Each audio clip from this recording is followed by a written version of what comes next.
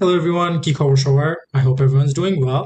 My name is Omar Kabir and I am the TPT SCT Math Instructor. এবং আজকে আমরা নিয়ে চলে এসেছি আরেকটা ভিডিও যেখানে we're going to see how to solve certain type of problems using Desmos যাতে আমাদের টাইম অনেক বেঁচে যায় এবং we know that time is a very important aspect when we're giving our digital SATs.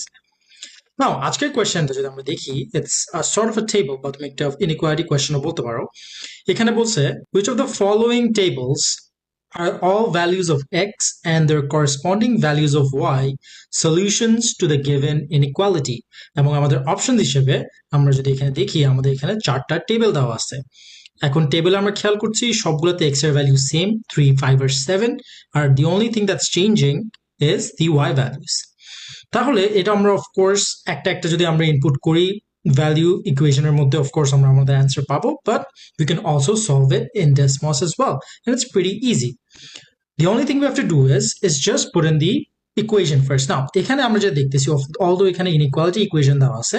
আমরা এখানে equals to দিয়ে লিখতে পারবো just because এখানে যেহেতু কোনো ধরনের নেগেটিভ নাম্বারস এর প্রবলেম নাই কোনো নেগেটিভ নাম্বার সাইড সোয়াপ করতেছে না তাহলে আমাদের সাইন ইনভার্স হওয়ার কোনো টেনশন এখানে নিতে হবে না তো তাহলে আমরা ডিরেক্টলি লিখতে পারবো y is equals to 6x plus 2 plus আমরা এখানে ইকুয়ালস টু লেখার আরেকটা কারণ আছে কারণ ইকুয়ালস টু লেখার পরে ডেসমস আমাদেরকে এটাকে ইজিলি গ্রাফে বা টেবিলে কনভার্ট করতে দিবে কিভাবে এই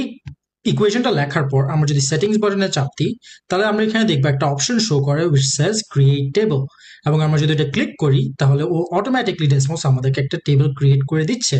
নাও what we need to do is just change the x values into what we need so আমাদের ভ্যালুস হচ্ছে 3 তারপর 5